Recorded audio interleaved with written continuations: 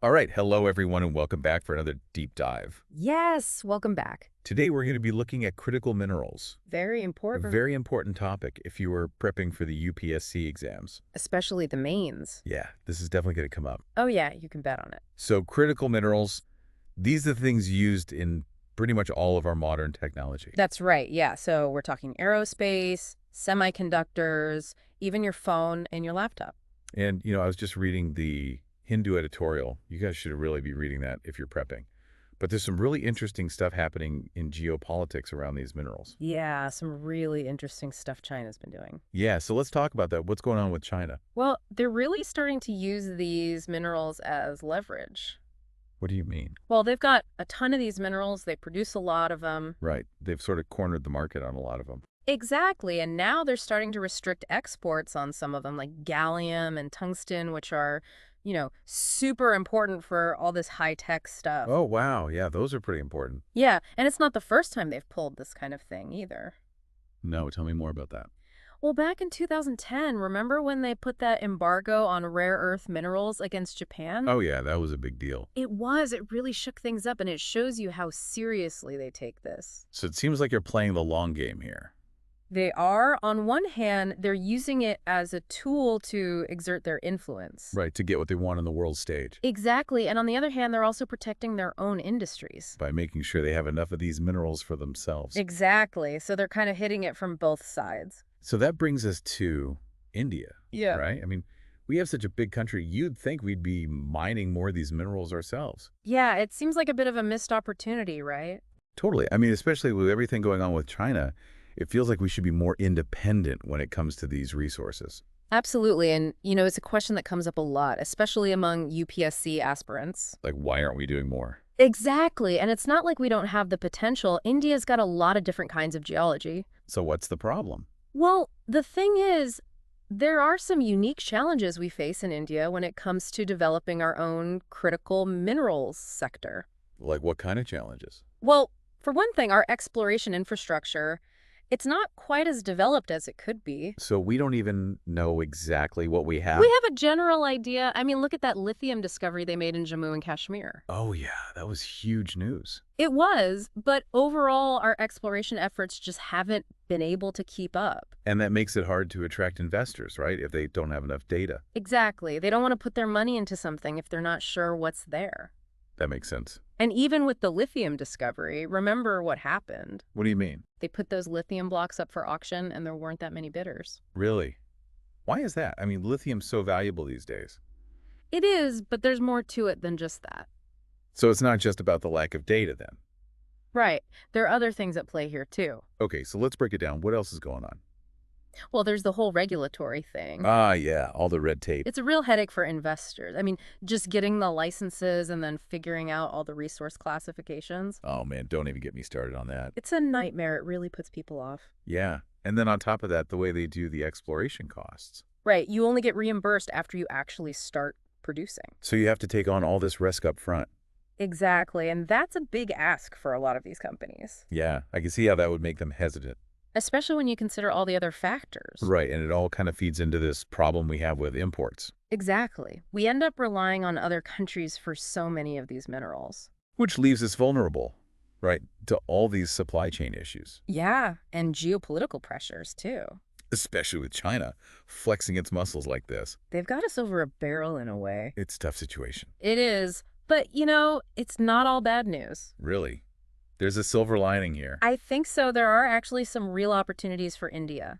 Okay, now you're talking my language. Lay it on me. Well, think about it. These minerals, they're crucial for all the future tech. Right. Everything's going electric. Everything's getting smarter. Exactly. And if India plays its cards right, we could be a major player. Now that's what I'm talking about. So how do we do it? Well, first things first, we got to fix that data problem. The exploration stuff. Exactly. Remember those G3 and G4 classifications we talked about? Yeah, the really basic exploration levels. Right. They're just not enough to convince investors to come in.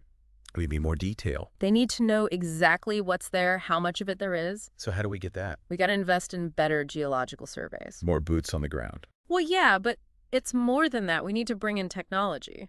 Like what? Think remote sensing, AI-driven analysis, advanced drilling techniques. So like really high-tech stuff. Yeah, it's like going from a blurry old map to a crystal clear satellite image. That's a great analogy. So we give the investors the data they need, and then they'll be more likely to invest. Makes sense. Yeah. What about the regulations, though? Any progress there? Actually, yeah, there have been some positive changes. Oh, yeah. Remember the Mines and Minerals Act? Yeah, they amended it a while back, right? Yep, 2023, they made some big changes. And what did they do? Well, the aim was to make the whole process easier. Like getting licenses and stuff. Exactly, and they also wanted to open up the sector to more investment. So more private companies and even foreign companies. Right, it's all about making India more attractive to investors. Okay, so it sounds good in theory, but haven't we tried this kind of thing before? Yeah, you're right, there have been reforms in the past. And they haven't always worked out so well. True, but I think this time it's different. Well, I think there's a much greater awareness now of how important these minerals are. Like on a global scale. Yeah, everyone's realizing that these are the keys to the future. So the stakes are higher. They are. The competition is heating up, and India can't afford to fall behind. So there's a real sense of urgency now. Absolutely. But even with better data and easier regulations, there's still the risk factor. Right, mining is a big investment. And investors want to see a return. Exactly. They need to know they're going to make a profit. So how do we address that? Well, I think we can learn from something else we've been doing. What's that? The semiconductor strategy. Oh, interesting. Tell me more. Well, right now, we reimburse the exploration costs after production starts. Right, which puts all the risk on the companies. Exactly. What if we flip that? You mean pay them up front? Well, not exactly, but something like that, provide more financial support during the exploration phase. So basically saying, hey, come explore India's mineral wealth. We'll share the risk. And the rewards.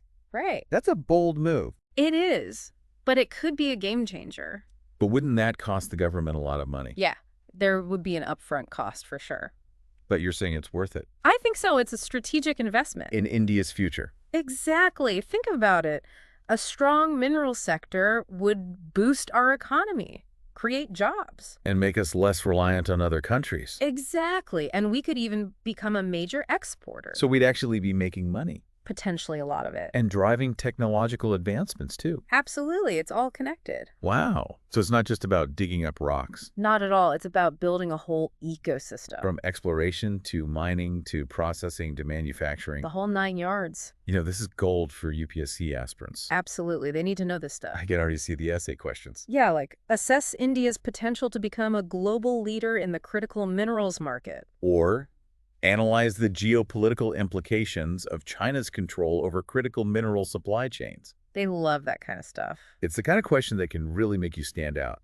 And it's not just about memorizing facts. Right. You got to understand the big picture. The economic, the political, the technological. How all fits together. That's what the UPSC is all about. Couldn't have said it better myself. And don't forget the Hindu. Oh, yeah. That's where we got all this great information. There's some really good analysis on this topic. It's essential reading for anyone prepping for the UPSC. It really is. So, you know, thinking about all this, it makes you wonder about the impact on India's relationships with other countries. Yeah, how this whole critical minerals thing could shift things. Especially if India really does become a big player in this market. Right. It's definitely something to keep an eye on. I mean, think about the geopolitics of it all. Oh, yeah. This is like a whole new arena for global competition. Countries are scrambling to get their hands on these resources. Absolutely. And they want to avoid relying on anyone else. Especially potential rivals, right? Exactly. No one wants to be dependent on their enemy. It's almost like a new arms race. But instead of weapons, it's all about minerals. It is. It's about who controls these essential materials. And India has a real chance to step up here. If we play our cards right, we could be a major supplier. Which would give us a lot more influence in the world. Definitely. And it would strengthen our partnerships with other countries. So for our UPSC folks out there, this raises some really interesting questions. Oh yeah, this is prime essay material. Like, how would India's pursuit of critical mineral independence affect its relationship with China? That's a big one. Would it lead to more cooperation or more conflict? And what about our ties with the US, Japan, and Australia? All those countries are looking for reliable sources of these minerals too. Exactly. So it's a complex web of relationship. And then that's what the UPSC loves to see. They want you to connect the dots. To show that you understand how everything is interconnected. So it's clear that critical minerals aren't just an economic issue, They're a geopolitical game changer and India is right in the thick of it. with a chance to really shape the future. Couldn't have said it better myself. And thanks again to the Hindu. Yeah, their editorial was a great starting point for this discussion. Really insightful analysis. It's the kind of journalism that can really help you prepare for the UPSC. Absolutely. So to wrap things up, critical minerals are a big deal, folks. They are. Don't underestimate their importance. They're going to be a key factor in the global landscape for years to come. And India has a chance to be a leader in this space. But there are challenges ahead. Definitely. So stay informed, stay curious, and keep those UPSC dreams alive. It's been great talking about all this. You too, thanks for joining us, and thanks to all our listeners. We'll catch you next time. For another deep dive into the topics that matter, make sure to subscribe and hit that like button if you enjoy this episode.